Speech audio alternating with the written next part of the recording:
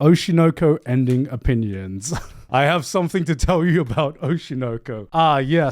Yes. Don't worry, guys. I'm not going to spoil. I'm still processing the ending. I heard rumors. I heard whispers about people talking about the ending of Oshinoko. And I was like, okay, I think it's my time to catch up to Oshinoko. It must be time. It must be time to catch up to Oshinoko. So I caught up to it and I read the entire things. I literally finished the final chapter like 5 minutes before going live. So it is very, very, very fresh in my mind. Won't have a spoiler discussion now. I think I need a little bit of time to process it. But my gut reaction to reading it and just finishing the final chapter after everything, was it that bad?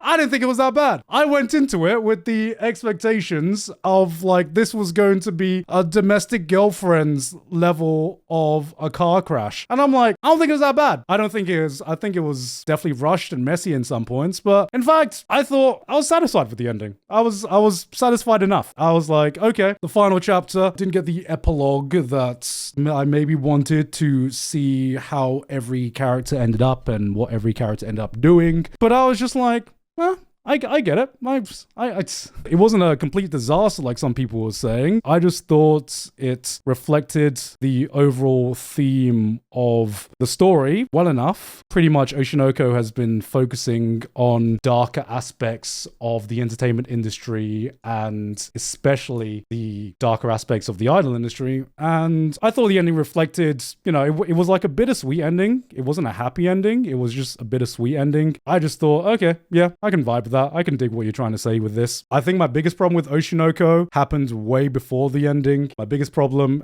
is and always has been Aqua's character. Aqua's character pretty much only, as the story went on, proceeded to do exactly what I thought he was going to do. And I didn't really like his character throughout most of this. So it didn't really surprise me in any way. In fact, I thought Oshinoko ended about 70 to 80% of the way that I thought it was going to end, barring a few things. So I was like, yeah, I can see why people were upset, but I think the hate for it seems pretty overblown if people are calling this one of the worst endings in like modern manga or some shit like that. I don't know. I've just seen people like burning manga chapters, doing internet things. I'm like, what the it's just, what? Is it that bad? It did make me realize, with so many manga ending this year and so many people upset with the way manga are ending this year, do you think that manga just needs more of an epilogue? Because I feel like a lot of issue that people have with specifically manga endings is that you just have one chapter to do the epilogue. And I don't know why most manga authors think that, you have to end with this big climax and then you have one chapter to basically tie up all the loose ends with the characters and what they're doing, what happens after this big event. I was like, you know what? Very few manga do extended epilogues, but I do feel like it does have a place because I do like epilogues. Epilogues is great. And I feel like you need more than a single chapter to do an epilogue. And unfortunately, a lot of manga, it seems like mangakas have this kind of like need to be like, okay, I'm ready to move on to my next project now. I'm going to just have one chapter just to like quickly close off everyone's character that I've been building up over the past like 4 or 5 years and have one chapter just close everything off. And I'm just like, you know what? I, as a reader, wouldn't mind 2 or 3 chapters just there as an epilogue, Maybe we're going to get a bonus chapter afterwards to expand on things a bit more. But I don't know if it's something in the industry, but it always seems like the last chapter is just like a quick montage of what people are doing. And I'm like, I want more than just a montage. I want more than just one of the characters having this monologue while you do a montage of some of the shit the other characters are doing, I would like it if you just gave me maybe 2 or 3 chapters just to really tell me what the other characters are doing. And that, I feel, would make the bitter ending, the bitter feeling of the manga come to an end. I feel like people would swallow that ending better. Like bitter medicine, I guess. He just rushed it, that's it. I don't even think it was that rushed. Honestly, I'm trying to think if the story had anything more that, if this was the ending that was planned, and I believe Aka Akasaka came out to say that this was the ending that he planned. I don't know how much more of the story, how much more the story had to tell, how much more messages were remained within the story. Like I said, the only thing that felt rushed was maybe the character's ending, but I'll take it. The story said everything it needed to say, in my opinion, and it was a satisfying enough ending for me. And yeah, I closed the book and I'm like, okay, that was it. That was it. Good enough job.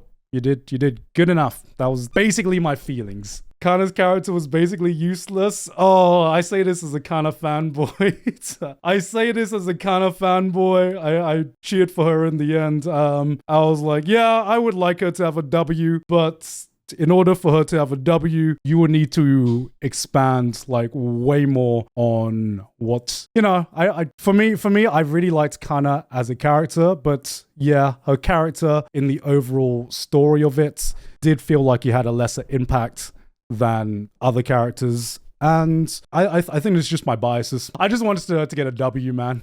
I wanted her to get a W so bad. But it's okay. It's okay. That's the reason we love Kana. That's the reason I love Kana, Common tsundere L? No. I wanted someone to take Kana and be like, it's okay. You don't need to be so pessimistic. It's okay. And she never got over her pessimism. And you know what? I'm gonna take it. I'm gonna take it. The ending was a tragedy. I'm gonna take her. I'll take her character to also be tsundere bad ending. It's tsundere bad ending, Kana boom, literally. JJK ending or Oshinoko ending? Which one was better? I haven't read the JJK ending. I'm going to wait for the anime to fully experience the JJK ending. Oshinoko, I'm not as attached to the Oshinoko anime as I am to the JJK anime. So I was like, I'll catch up to the ending of Oshinoko. Akane X Kana still on the table? Bro, that's the real ship, man.